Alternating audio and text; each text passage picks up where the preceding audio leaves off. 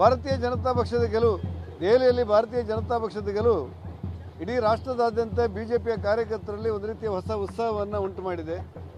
ಹರಿಯಾಣದಲ್ಲಿ, ಮಹಾರಾಷ್ಟ್ರದಲ್ಲಿ ಗೆದ್ದ ನಂತರ ಈ ఢిಲ್ಲಿಯ ಗೆಲುವು ಅನ್ನುವಂಥದ್ದು ಇಡೀ ಭಾರತ ದೇಶದಲ್ಲಿ ನಮ್ಮ ಕಾರ್ಯಕರ್ತರಲ್ಲಿ ಉತ್ಸಾಹ ಉಂಟು ಮಾಡಿರುವಂಥ ಹಿನ್ನೆಲೆಯಲ್ಲಿ ನಾನು ಈ ಗೆಲುವಿಗೆ ಕಾರಣೀಕರ್ತರಾದಂಥ ಭಾರತದ ಪ್ರಧಾನಿ, ಬಿಜೆಪಿಯ ಹೆಮ್ಮೆಯ ನಾಯಕರಾದ ಸನ್ಮಾನ್ಯ ನರೇಂದ್ರ ಮೋದಿ ಅವರಿಗೆ, ಅಮಿತ್ ಶಾ ಅವರಿಗೆ, ಬಿಜೆಪಿಯ ರಾಷ್ಟ್ರೀಯ ಅಧ್ಯಕ್ಷರಾದ ನಡ್ಡಾರವರಿಗೆ, ರಾಷ್ಟ್ರೀಯ ಪ್ರಧಾನ ಕಾರ್ಯದರ್ಶಿ ಸಂತೋಷ್ ಅವರ ಸಹಿತ ಈ ಗೆಲುವಿಗೆ ಕಾರಣೀಕರ್ತರಾದ ಇಡೀ ತಂಡಕ್ಕೆ ನಮ್ಮ ಎಲ್ಲ ಕಾರ್ಯಕರ್ತರ ಪರವಾಗಿ ಅಭಿನಂದನೆಗಳನ್ನು, ಧನ್ಯವಾದಗಳನ್ನು ಸಲ್ಲಿಸ್ತೇನೆ.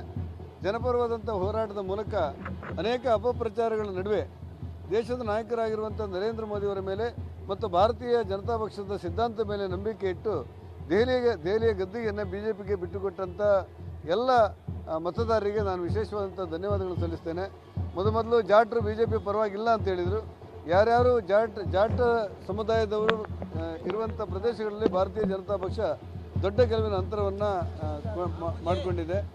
ವಿಶೇಷವಾಗಿ ಮುಸ್ಲಿಮರ ಬಾಹುಳ್ಯ ಇರುವಂಥ ಪ್ರದೇಶಗಳಲ್ಲಿ ಬಿಜೆಪಿಗೆ ಗೆಲುವು ತಂದಿರುವುದು ಹೊಸ ಸಂದೇಶವನ್ನು ಬೀರಿದಂಥ ಅನುಭವಗಳಾಗುತ್ತೆ.